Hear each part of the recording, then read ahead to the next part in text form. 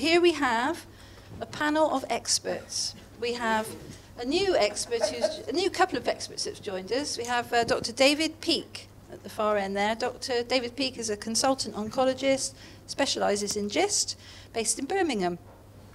You know everyone else, except maybe you perhaps aren't familiar with Judith Robinson, who really started GIST Support UK. She's obviously a long-standing patient, has had all sorts done, and Judith is our life president. She wanted to step back and not be so involved because she felt she needed to be replaced, but we told her she can't go away because she just knows too much. So I suppose this whole session is your opportunity now from what you've heard, or maybe other things that you've thought that you've not felt able to ask anyone else. No question is a silly question. At the end of the day, if you've got something in your head that you'd like to ask one of the experts about, then please go ahead. So who would like to be first? Who's got a question? Hooray! It's Rebecca. I'm hopeless with names. Sorry about that, Rebecca. I was diagnosed 13 years ago and was in a situation, a hospital for 4.5 months, 4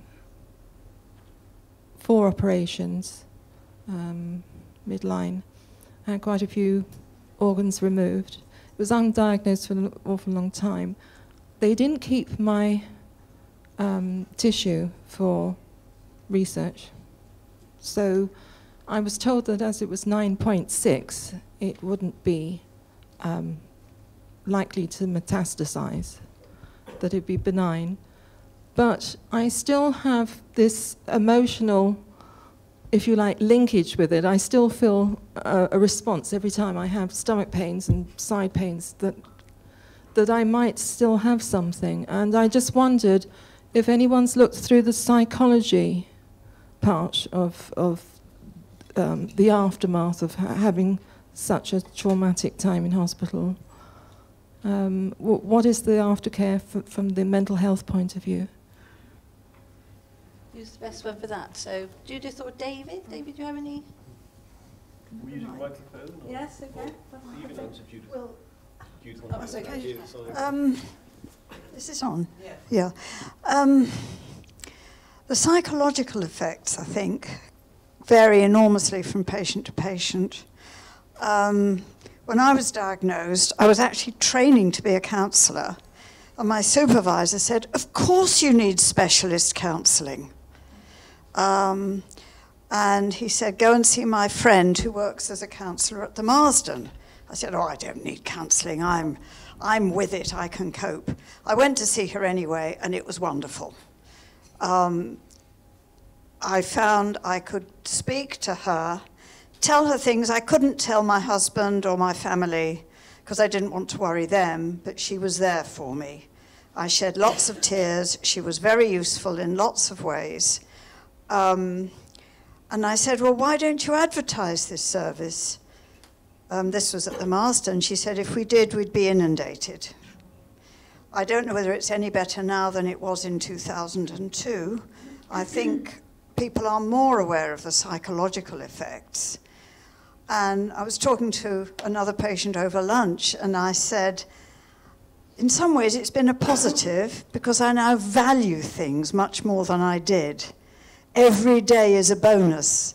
I was given a probability of 2 years survival in 2001. But it does make you look at life differently. So it's a positive in that way, but you have to learn to live with the uncertainty that it may come back. And it did. But I survived that one in the same sort of way. I just value everything and everyone and every day. I don't know whether that helps, but I did find the counselling, professional counselling, by somebody who was an expert in dealing with cancer patients, very, very helpful. Thank you. Can I just add to that? I have got a son that's in Turkey. He's now grown up. And I often wonder about the EU and how we're going to work with other countries, with with our tissue banks and how we're going to give information over. That's the only other thing I wanted to add. Can't answer that question, but Philippe, your EU question. I mean, what you describe is not individual to you and not to... Can you hear me? Sorry. Okay. I always think you shouldn't talk tied to the microphone. Okay. It's not particular to you, and it's not particular to GIST, of course, and it's common amongst all cancers, well recognised, that cancer has a psychological impact on people. As Judith says, it depends on a number of factors. It depends on you. It depends on what your expectations are at the beginning. It's what pans out. And in your situation, it sounds like quite a difficult time at the beginning, so that's perhaps had a bigger impact. But certainly now at the QE, we've got a team of clinical psychologists in the cancer unit. And they can, anybody with who's under our care can be referred by the consultant or by the clinical nurse specialist. And some patients find it helpful. Some patients find it helpful coming to support groups. Some find they just want to get on with their life and talk to their mates down the pub or just pretend it's not happened. And so it does become a very individual thing. And with the psychologists, a lot of people say, oh, I'm going to see what you think, and say these are not psychiatrists. They are not going to give you medication. And a lot of people come back and they say, they talk about how I felt, and now I realise it's not just me. Because people think it's them, and they're somehow different, because people don't like to talk about their feelings. And they come away, and most, 99% find it very helpful to talk to somebody. And we offer that service routinely now. Okay, can I make a comment about international working? I just wanted to make a comment about international working. As specialisation has increased, we of course have specialist pathologists to look at samples and essentially standardise how they're looked at. And we're also working closer together, so in between specialist centres, so not just in the UK, but also with our colleagues in Europe. And we have a transatlantic working group now as well, which essentially is growing almost by the day. So we work closely with our North American colleagues, and now we've also brought in the Far East as well. So we're a conglomerate of around about 32 specialist centres. And because these tumours are rare, it gives us an unparalleled opportunity to put data together in order to look at outcomes. So yes, it's coming and it's developing. Okay, next question. Can I just share feedback on this psychological support, because I had to go through a very difficult period of time, not due to the GIST diagnostic and operation, but previously to a prostate cancer diagnostic and surgery and treatment. So I went through depression as well due to the treatment, the medical treatment I was going through, the hormone suppression therapy. And I have to say, despite having a psychologist in the Macmillan Cancer Center in London, I didn't feel that I had the right support, and I had to go private to really recover from that. But this is a big issue for patients, for carers as well, to identify when the patient's not feeling well and probably looking for support, whether it's through patients' discussion groups or through counseling or through psychological support. It's something that we shouldn't put aside, and it's also quite often a consequence of the treatments we are on, because there are side effects on those treatments, and one of the side effects could be depression as well. Just one comment on that. I realised that starting this group was part of my therapy. Yeah. Well done. Shouldn't say anything now. I mean, the one point you said about every symptom you get is suddenly you think, oh, and that is again very common, because we all get aches and pains, and we sit here and think, oh, I've got a bit of ache, and oh, I've got this bit of cough, but it'll be better next week. But someone who's had a cancer, they always think it's, oh, is it my cancer? And again, that is normal. But you probably always had those things and previously never thought about them. It's perception because of what you've been through. On that subject, I remember going to the GP when I was fairly newly diagnosed with nausea and feeling really rotten, bit of diarrhea, thinking it was all coming back. And the GP said, Judith, you have to remember that you still get the things other people get. And then 2 days later, David started being sick. I was never so pleased to have my husband here. Okay, any other questions? I think my question's for Sam. Earlier on, you mentioned about preoperative medication and that it sometimes can affect the structure of the tumour, so it can get a bit, I think you said, woody around it. I know that obviously they're monitoring the size of the tumour regularly. Are they monitoring the woodiness of or when you open somebody up, is the first time you know it's woody is when you open it up? Yes. Good question. Thank you. So monitoring in response to imatinib is quite difficult, and it's done normally with cross-sectional imaging, so CT. But it is not straightforward, so it's not just a dimensional change that we look for. So in theory, one would expect the tumour to be getting smaller if it's responding to imatinib. But it's not necessarily the case, because if it becomes, for instance, cystic, it tends to actually get bigger. So we also look at the density of the tumour. So it isn't straightforward. There are various criteria that are used to say whether it's in response or whether it's static. With regard to surgery, you can quite often tell how difficult it's going to be. If it's cystic, then you can very clearly see that it is cystic on the CT. And woody and hard means you can normally see the tissues being pulled in to that area on CT beforehand. So yes, we do have an indication, but sometimes things are just a lot harder than they look. And of course, conversely, sometimes you think, gosh, it's going to be really difficult, and actually it's fairly straightforward. Thank you. Not being a surgeon, but I mean, my understanding is most surgeons say that they go squishy and squashy, not woody. And as Sam was saying, so in the early days of imatinib, we'd think people were progressing because the tumours seemed to get bigger, or particularly things in the liver that weren't there suddenly appeared, and because it's about this cystic change. And so you can look on the scan, the density of the tumour, so you see solid areas, so they sometimes appear to get bigger, but actually what's happening is it becomes cystic, they become full of dead tissue. And I say most surgeons say they're often squishy as opposed to solid. Yeah. But, I mean, what do they look under the microscope, Philippe, after imatinib? It's typical. When you've seen once or twice, actually, its changes are very straightforward. I can just be confident the patient had imatinib. The cells disappear, become very small, and huge edematous tissue, which means, so I understand the feeling. It correlates to the surgical findings, and sometimes you have some areas where cells are preserved, cells obviously resisting to treatment, where they're high mitotic rate compared to normal. So it's very, for us, typical, I would say. Yes, we sometimes have quite a long discussion between us, oncologists and surgeons, as to whether we should go forward to preoperative imatinib or straight to surgery. And cystic tumours can be really very difficult to handle because they just critically cannot rupture it.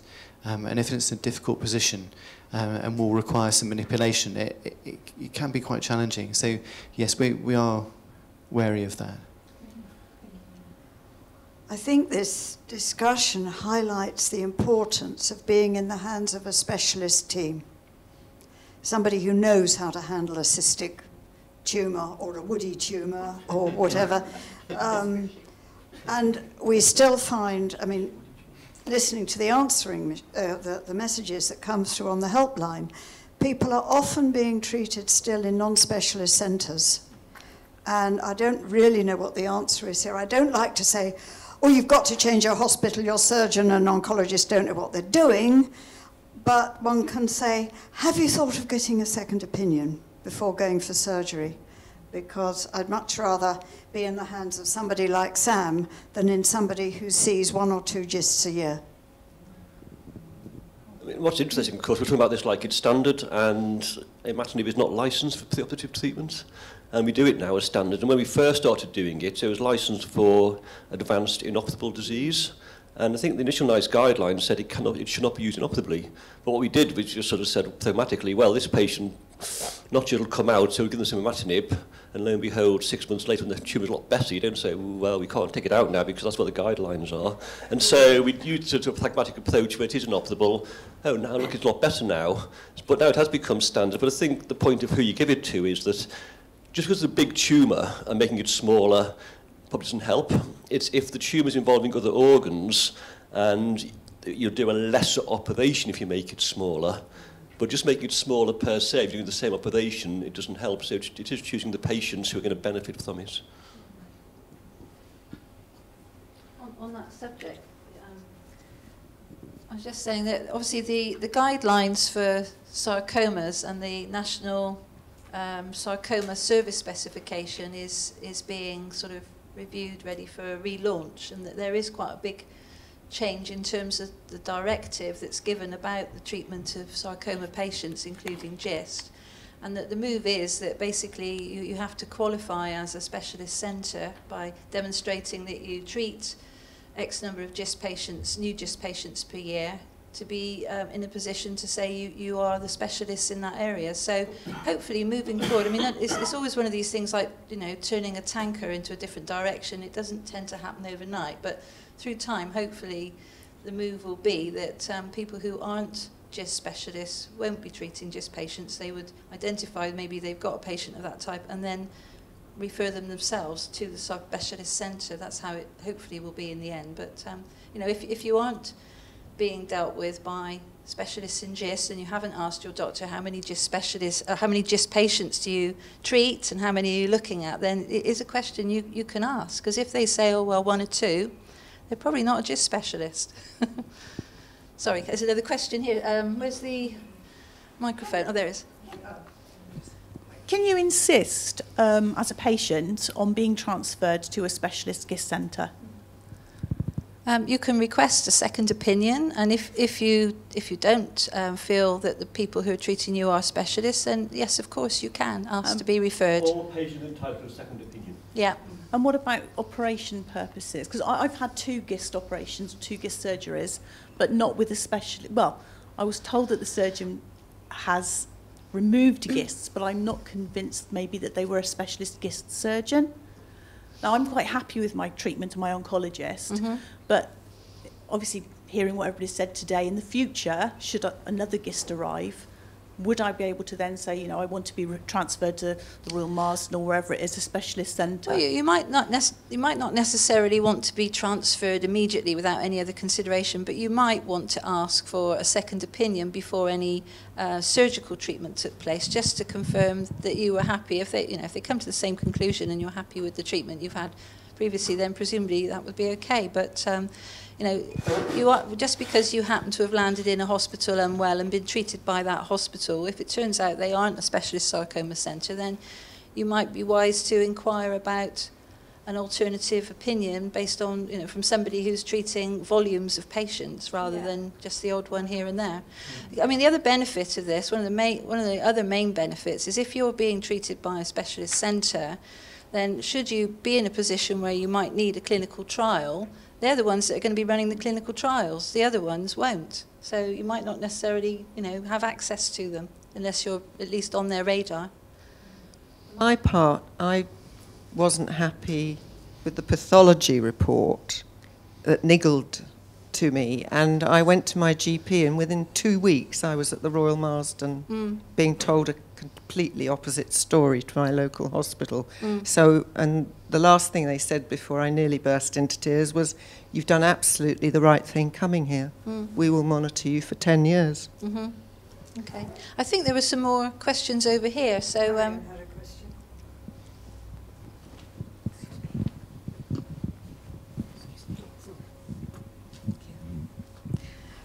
This is a question about the difference between benign and malignant. Oh, I'm glad you're going to ask that question, because I know that as well. And who is entitled to make it. Occasionally I pick up messages on the helpline, and too many people are told by their non-specialist surgeon, go away, you're cured, it was benign. Now, the reason I had a question is when obviously we initially engaged with Public Health England, I remember we had this conversation about the encoding And I remember Dr. Belusu, and I think I've heard Professor Judson say the same, no gist is benign. I'll make a clinical comment and then Philippe Yeah. will tell you the detail. I mean, you're right, we don't use the sort of the classic benign and malignant, so what we call is stratification of risk. So you may have tumours that are very unlikely to come back or metastasize, and some tumours are very high, but it's a stratification, it's a linear based on a number of factors. But we don't, or we shouldn't talk about benign or malignant GISTs because that concept doesn't exist in the world of GISTs. Philippe can't look down a microscope and say, these are the features of a benign tumour, like you would for the sarcoma. No, this is not a sarcoma, this is a benign tumour. But they've got features of a sarcoma and a malignant tumour. But in GIST, you can't do that. So we try not to use those definitions. No, sorry, I can't agree more. And the mutation testing doesn't give you an indication about it because, as I said, I think mutations are present in very tiny GISTs, 2 millimeters. So that doesn't happen. So we stratify, and the classification reflects on that. It's a very low risk, but in very low risk there is risk still. So why does Public Health England call some GISTs benign? Well, I think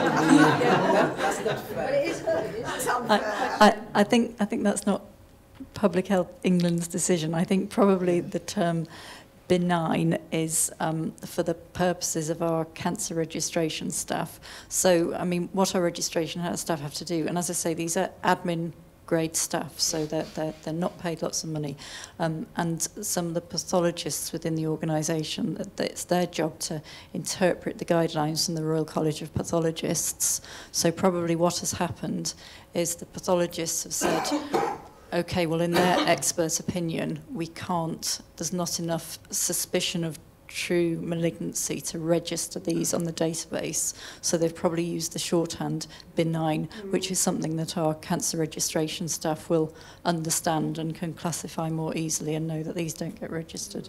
It's taken me a while to get to the bottom of this. I had to ask a lot of questions before I found out what was going on. So as a matter of interest, if it definitely is a GIST and it's being recorded, should we not record them all as GIST and none of them as being benign because of what David just said, for example? And then it's an easy task for the admin, it's GIST, so automatically not benign. Well, arguably, but it's not my decision to make. No.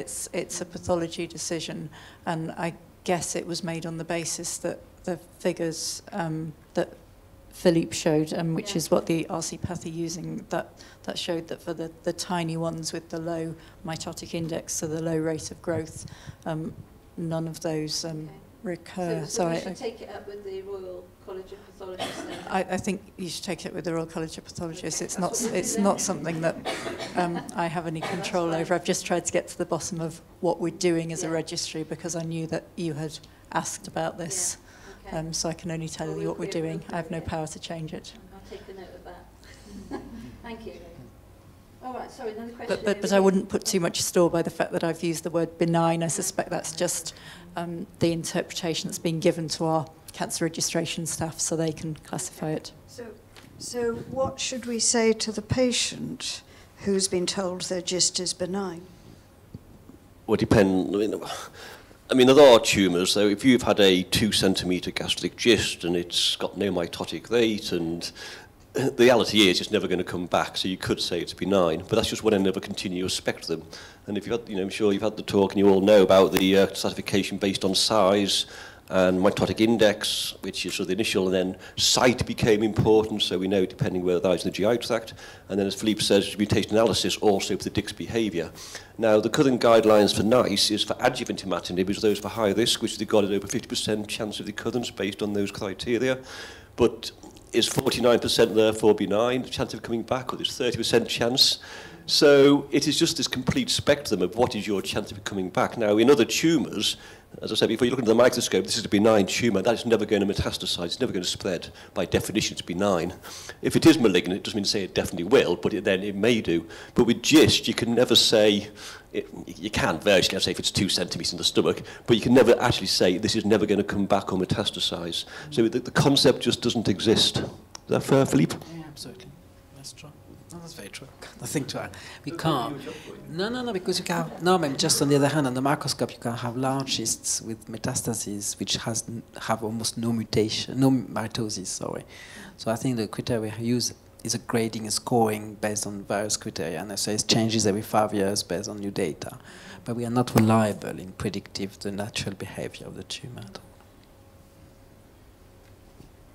Just a very brief comment in that sometimes it doesn't matter whether the lesion is benign or malignant. Sometimes it's the location that makes a big difference. So benign tumours in a very difficult anatomical location isn't as benign as it sounds.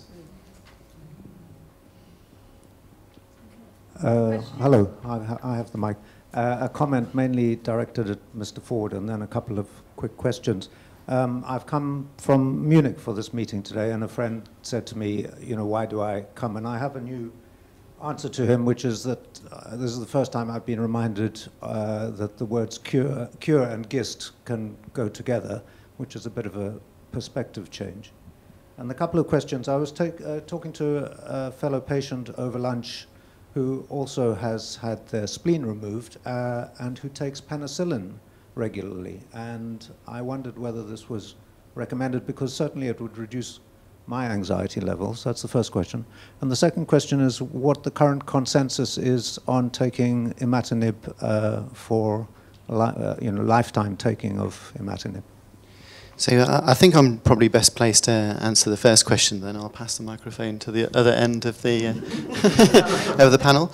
So spleens. If you have prior warning that you need, or very likely to need, your spleen taken out, then you'll need vaccinations against certain encapsulated bacteria that can be very dangerous if you do not have a spleen and subsequently become infected by them. And those vaccinations need to be done within 2 weeks of the operation. In order to be effective. So your spleen then has the opportunity to make the appropriate response. But if it happens as an emergency, once you're recovered, you can still be vaccinated, although the response is not as good. Regarding penicillin prophylaxis, that is, to avoid getting an overwhelming infection by these bacteria, then the guidance is slowly changing. So from the start, penicillin V twice daily is absolutely the standard. But after 5 years or so, the data is not so clear-cut. So quite a lot of patients tend then to start to drop back to maybe once a day and then stop altogether.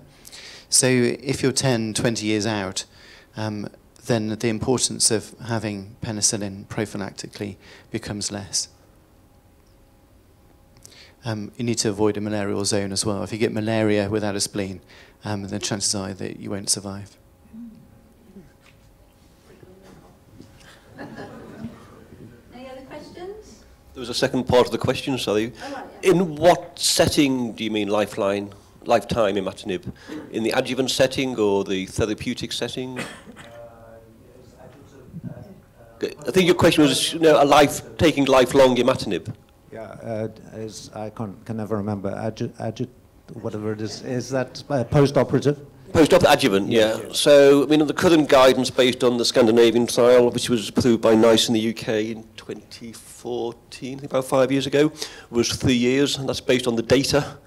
And then there's other trials out there, but the Scandinavian trials now taking patients for 3 years and randomizing to stopping or 5 years. The trouble with all these things is they are not without toxicity, long-term and acute. In fact, I saw a patient last week who had imatinib, had an operation, and he was going to go back on it. It's that chap who did it the other week. And he said, do I have to go back on it? I said, what's the guidelines? He said, I just feel so much better now, I've stopped it. And I think it's one of those things that when you've been on it for so long, you probably don't, he didn't realise it was affecting his quality of life and his symptoms, and when he stopped it, he suddenly felt a whole lot better. So in the adjuvant setting, based on current guidance, it is 3 years and then you stop. Now, it might be 5 years, but also there's long-term toxicity on the heart and fluid retention, so it's unlikely we're going to be looking at lifelong imatinib in the adjuvant setting. And the other thing is that the evidence, well, we don't know, but based on the French trials where people took it with advanced disease and stopped, if you took it for 1 year, 3 years or 5 years and you then stopped it, then the GIST started coming back after 6 months. And it didn't matter how long you'd been on it for, it was still about 6 months before it started coming back again. But virtually every patient who went back on it actually responded again. So for 99% of people, you're probably not going to lose out by stopping by the adjuvant and then starting if you really need to, but many people don't need to, so you get the benefit of not being on it. In the advanced setting, based on those data, that we would always recommend carrying on indefinitely if you're responding to it, because if you stop it, almost certainly it will come back starting in about 6 to 12 months. There's a question over here from David. Based on the data that you're gathering, when do you think we will have the ability to look at either regional or even specific hospital diagnosis, treatment and outcomes? Oh, microphone.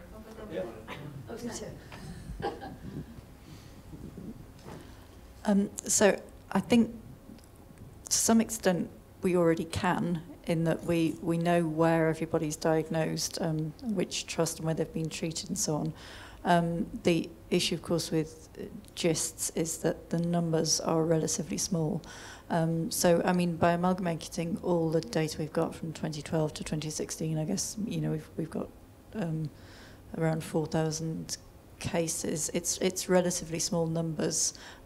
So, yeah, I think I would need to talk to one of my statistical colleagues, and it would depend exactly what your questions were.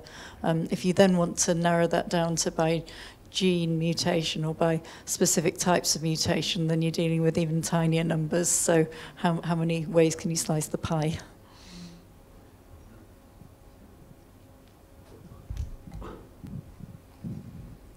Getting down to mutations, etc., would be grand in the long run, but in the short run, patients would really like to know which hospital should I really be going to for good diagnosis, good treatment, and good outcome.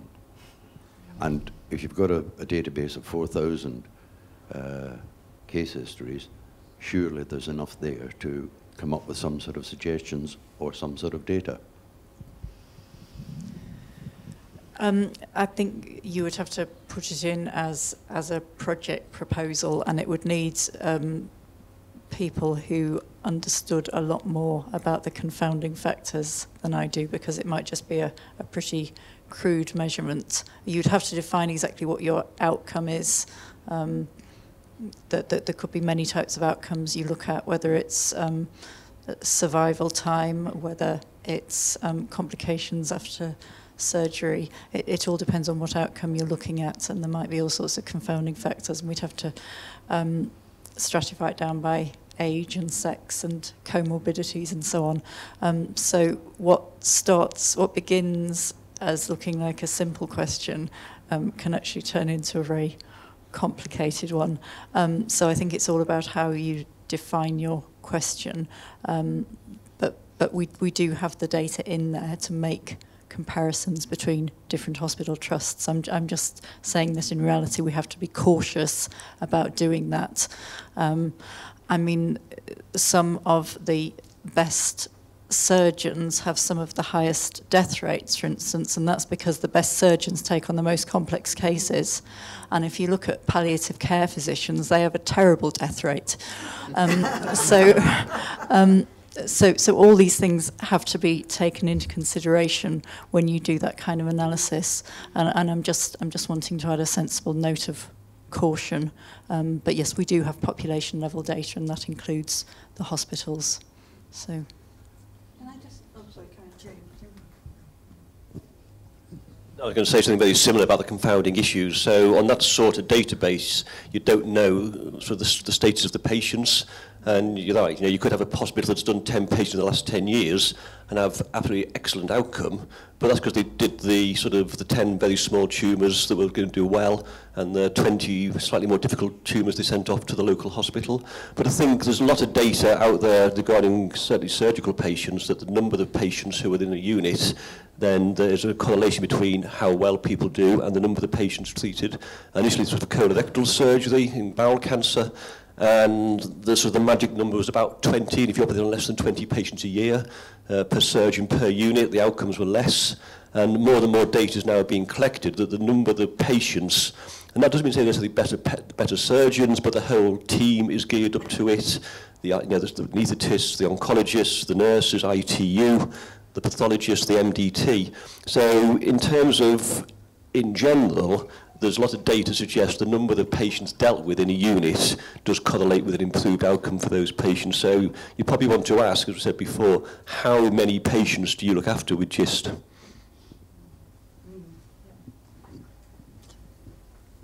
Yeah. One of the points that was made earlier by Fiona, there's about 800 patients that have GIST per year.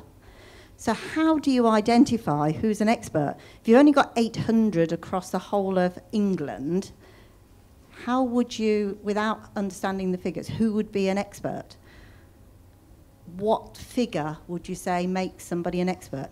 20, 5, well, 50? What's actually been decided in the service specification, it's somewhere around about, you have to demonstrate that you're seeing somewhere, I think it's either 23 or 25 new patients a year. New patients, yeah. And doesn't, obviously it's cumulative because you've got patients in existence already. But I mean, there are already identified specialist sarcoma centres, and there are some other centres who are part of an extended multidisciplinary team. So it might be your local hospital, but they're part of that bigger sarcoma group. So if a GIST patient is referred, comes into their hospital, the whole treatment of that patient is kind of a multidisciplinary team of specialists that are part of the sarcoma centre. That's how it's supposed to work. But not in all cases at the moment, which is why the service specification is tightening up. But it's not just in the UK. I mean, we recently went to the Spain conference, and they're having exactly the same debates in Germany about identifying what is a specialist centre, and trying to pull it together so that sarcoma patients and GIST patients are treated in those specialist centres. Sorry, next question.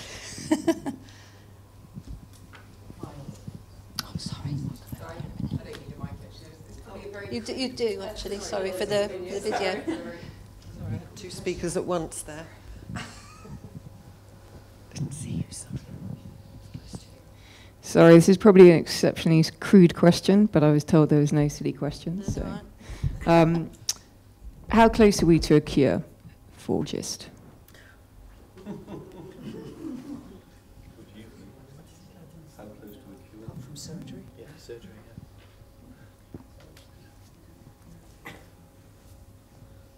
I mean, the comment was made earlier, I think the gentleman has just left the room, about he'd never heard the term GIST and cure in the same sentence before.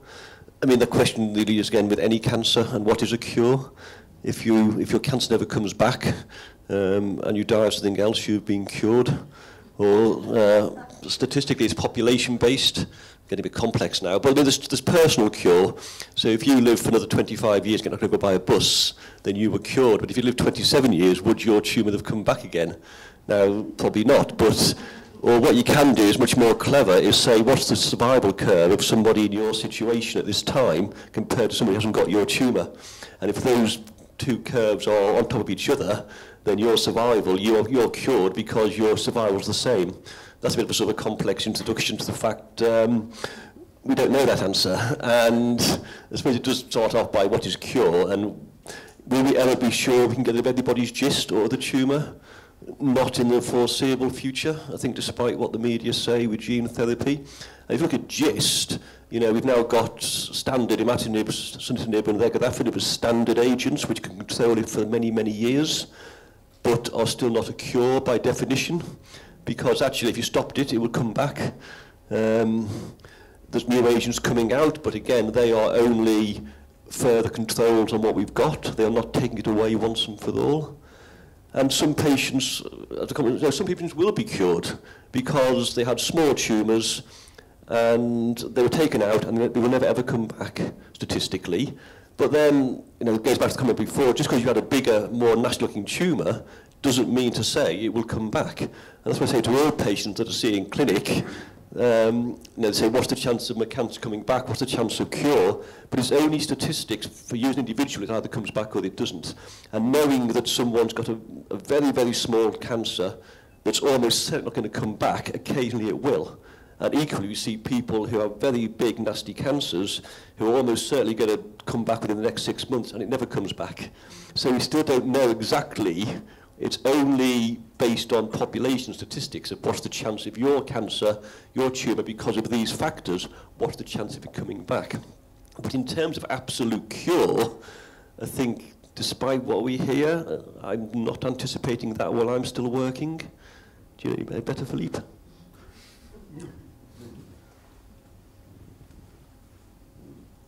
I think just to say as well that with what we know about molecular biology of tumours,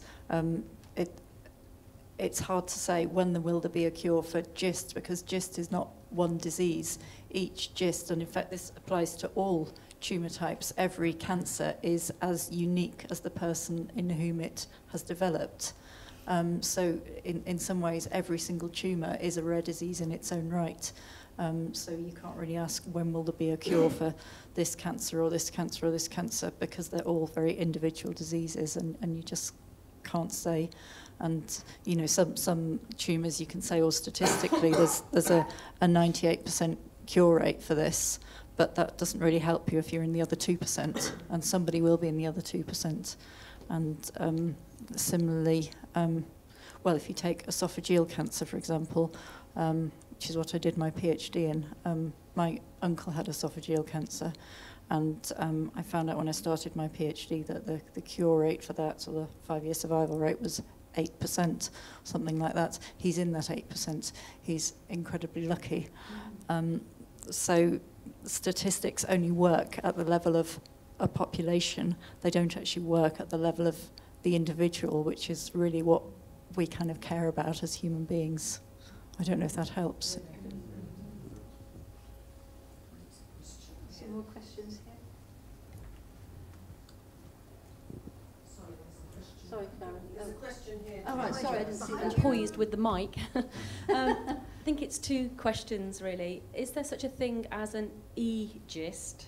Yes. And if there is, well, there is, what's the difference between an e-GIST and a GIST? My understanding, but obviously I'm not a technician, is that it's a GIST which is outside of the alimentary canal. Oh, sorry. I've never heard the term. Extra We've intestinal had a couple GIST. come to the clinic where the GIST, the primary GIST was nowhere near the alimentary canal. It was around the ovaries and all those sorts of things. So it was termed, we think we've had our first e-GIST. I think, yeah, that's been when it started. Because GIST is a relatively new entity, actually. Even when I started pathology, it didn't exist, which is not that long ago. With the CD117 first, and now DOC1, which just where we became very more accurate in the diagnosis of GIST. So I think there was a period of confusion 25 years ago when liver lesions were called GIST based on the assumption they were not GIST. Now, I think some of the tumors which are called extraintestinal GISTs, which is a nonsense in a way, is more the tumors in the small bowel and the rectum can be far away from the wall of the bowel, if you wish. The gastric GIST develop within the wall, but the intestinal one can be in the mesentery, which sometimes I think creates some confusion. They can appear not being from the bowel, if you wish, where they are, but the deep part of the bowel and mesentery. I think that has created lots of confusion in definition. Well, I never call them e-GIST, but we do see them on a not irregular basis. As Philippe says, they are just a bit distant from the alimentary tract. They probably just behave the same as they would if they were a bit closer at that side to the bowel. So if it's not that they're not quite in the bowel, they're probably just the same. Yeah, they are from the mesentery, I think. The mesentery. Does it have to be in the alimentary canal then to be classified a gist? I think that's my question. No, it's a fair question. It's a bit with gastrointestinal stromal tumor, not from the gastrointestinal tract. It's a bit funny. So actually, sometimes what depends where do you find the cells? Yeah. The interstitial cell of Cahal, which is the base of the gist. Exactly. Where can you find them in the body? Nowhere else, in a way. And I think that it's not even the same type of Cahal cells in the bowel, again, in stomach. So we don't. But you can't get them unrelated to the gastrointestinal tract. Until I've been shown a proper gist from another organ, which looks like a gist with a mutation, with absolutely no evidence of tumor, I will not believe it. Again, we had a few I remember as a trainee, I was forced to make a presentation of priori liver gist by my boss, which I was first because I didn't believe in what I was saying. Actually, there were metastatic gists of unknown gists in the past in the liver, if you wish. I don't think it's... but again, what matters, I think, for the treatment, again, if they are proper gists with the same morphology, histologically, the same mutations, well, they would be treated like gists anyway. There were, again, something else I wanted at some point in terms of histology, which is over now with the more accurate diagnosis we can make with the DOG and DOG1 antibody. It's not only gists which can express CD117 or SECIT. Some melanomas can express, some carcinomas can express. So they're also misdiagnosed in the past of gists, which they call the wild-type gist or SECIT.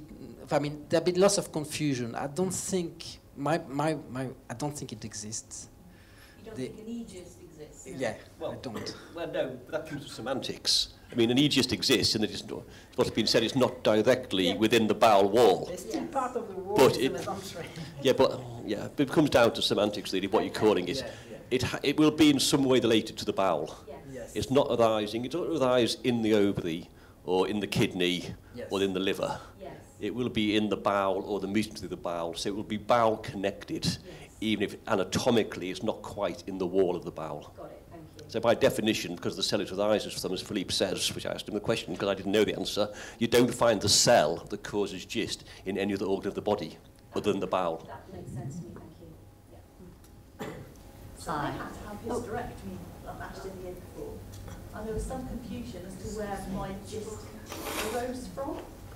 Was it the bowel or was it the... No, it would not arise within the womb or uterus. It would have been, it could have been in the bowel and adjacent to it and invaded, or you could have, if you had the operation to move, it could come back attached to the uterus or within the uterus, but that would be a secondary recurrence. It would not start there as the initial tumour.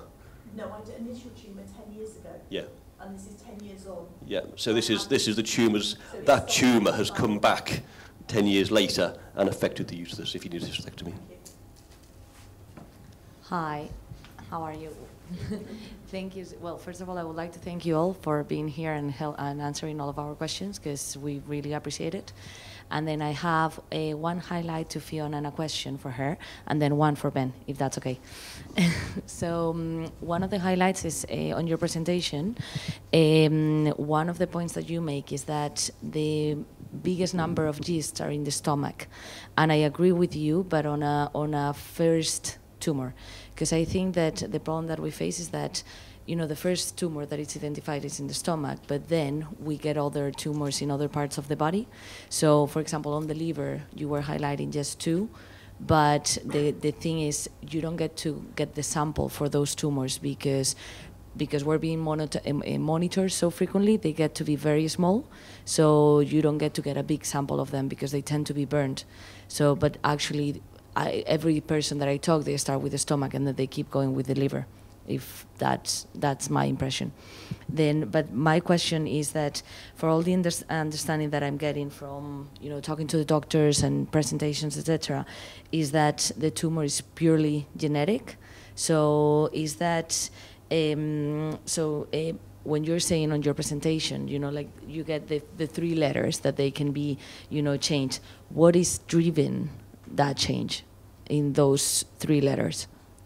What causes a mutation in DNA to occur? Exactly. Well, that can that can just be a completely random thing. As the cells divide, which cells do have to as part of overall cell turnover and repair, the DNA gets copied, gets duplicated each time, and then one copy, the new copy of the DNA can go into the new cell. And just as if any of us are typing something out and copying it, sometimes we make errors. So these things happen at random, but things like tobacco smoke, they can damage the DNA directly. Things like ultraviolet light can damage the DNA directly. Okay, that's ultraviolet light is probably less relevant in GISTs, but it's a mixture of just randomness, copying errors, but it's exacerbated by anything carcinogenic. So really, it just comes down to bad luck a lot of the time.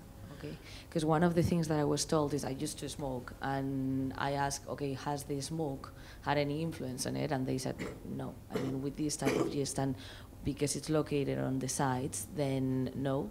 So I was like, oh, okay, good. So it's just my body, and it's an unlucky one. But okay, what you're saying is that everything could have an impact. At the end of the day, we always have to try and aim for the best, healthiest life in order to make sure that it does not impact the mutation of the cells, right? I mean, I think it is a very random thing, and I think in any individual case it's impossible to say, oh, if you hadn't smoked you wouldn't have got this. We can't say that at an individual level, but we can say at a population level that smoking is a bad thing. I don't know actually whether there's any association between smoking and GISTs. I don't honestly know about that. But a lot of it's just rotten luck, I'm afraid. Thank you. And then, Ben, one question for you is, what is the size that you recommend to operate? So one of the problems that we face is, okay, you have your first tumor and then you get your second one, but it's very small because, you know, we're getting the MRI so frequently that it's very small. So some doctors, they say, oh, it's better to wait and see how it reproduces, but then the problem is, you know, if you wait too much, it might actually reproduce into, you know, another tumor. So is it better to operate? Is it better to wait? I know that it depends case by case, but what are the key things that you would look at in order to make a decision? Yes, you're absolutely right. It is really a case by case decision and discussion really between all of us, so patient, surgeon, pathologist, radiologist, oncologist, to work out really what we should do for the best. And it's all about balance of risk and potential good to be done, and also, of course, potential harm that can occur. So what do we look at? Well, we mentioned before about metastatic disease being in response to imatinib, giving, in general, better outcome. Doesn't mean to say, of course, it's curable, but in order to prolong disease-free survival, being in response to imatinib at the time of surgery for metastatic disease is really quite important.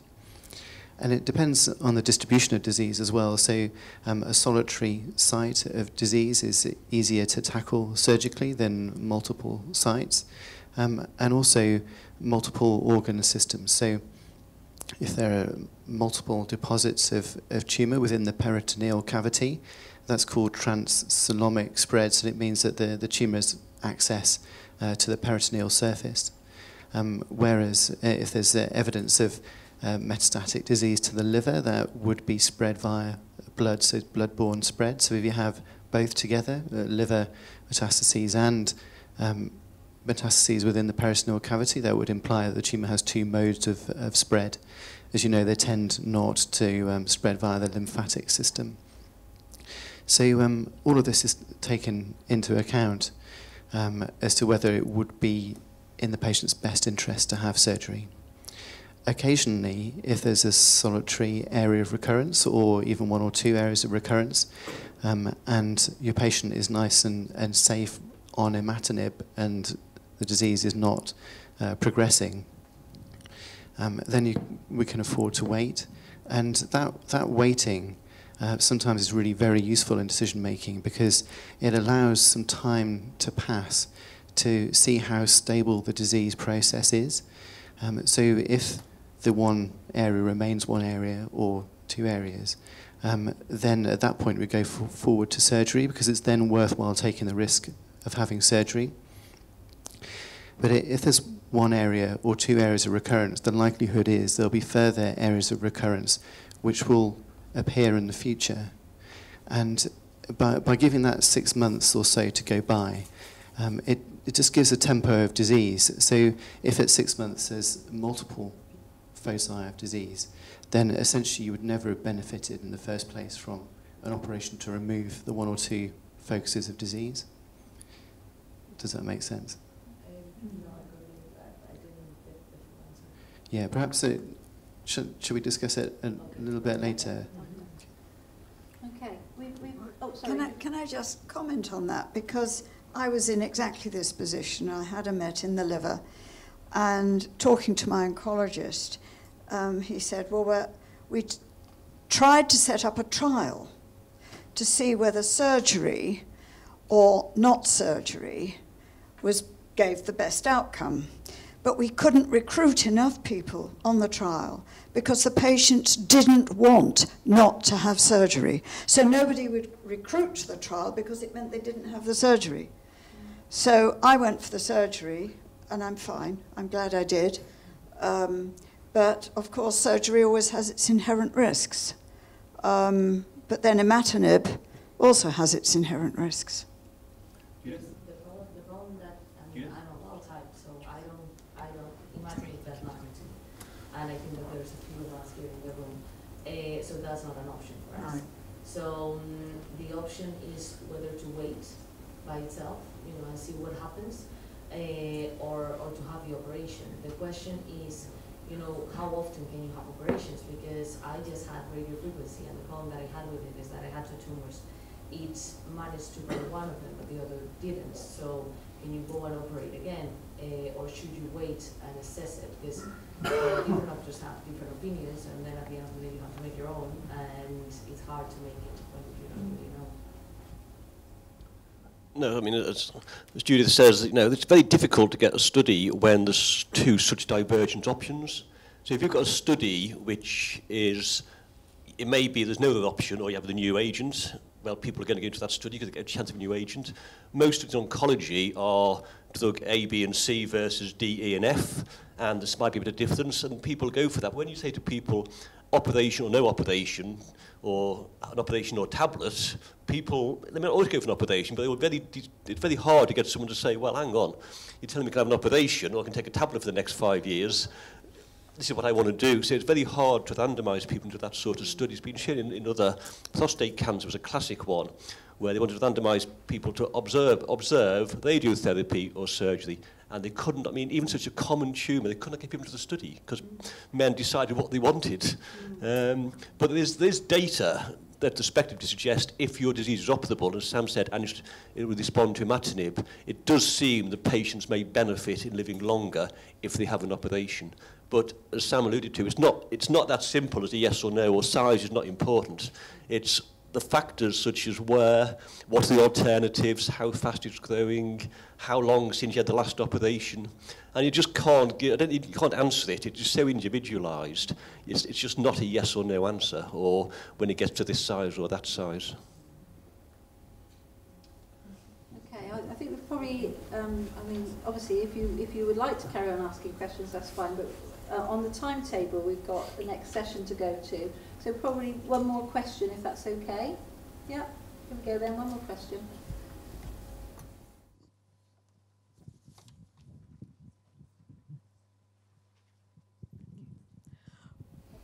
What will be the impact of Brexit on the diagnosis and treatment of GIST?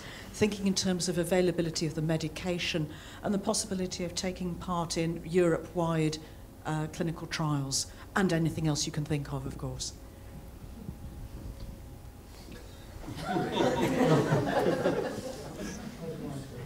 About the diagnosis, it would affect the diagnosis, wouldn't it?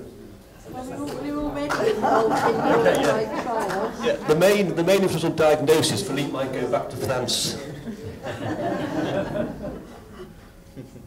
No comment. No, I don't know what Brexit is. We don't know. No idea. I don't think anybody really knows. Do you know? No comment. No, I don't think anyone knows. But presumably, David's got a nice stash of imatinib in the cupboard to make sure we don't run short. I'll give you a listing of the cost if you want it. The only comment I could make is that obviously we are kind of linked very closely through, I mean, we've been involved as a country in European reference networks for sarcomas and this sort of thing, and there are clinical trials already in existence which are, you know, European-wide. So one would hope that those links would continue. So. Where is imatinib manufactured? Don't know. Lots of places. David knows. I don't know. No, David, the other David. All over the place. Yeah. They've probably got one up in Northumberland as well, or somewhere like that. I think there's a big pharma drug production company up there. It's a bit of a sort of a tangential answer to that, but the thing is with imatinib, for leukemia, then generic imatinib is still available, but certainly in the UK we have to prescribe Gleevec. The original Gleevec is still under patent for GIST. So although it might be easy to get generic imatinib, we can't use that for GIST at the moment. We've got to use Gleevec. When does the patent run out? It's at least another couple of years. Oh, is it? I think so. And that's, I mean, we've been told that we have to prescribe Gleevec. If we do, the pharmacist, if we just put imatinib, the pharmacist would give Gleevec for GIST, and that's basically the patenting laws.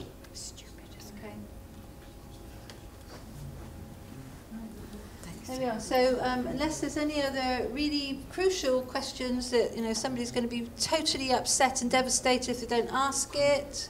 So well, I'd like to thank our experts very much for all their help and information and guidance and patience with our patients. We're really very pleased and very grateful for your time. You know, you're all busy people, so thank you very, very much. And we'll close.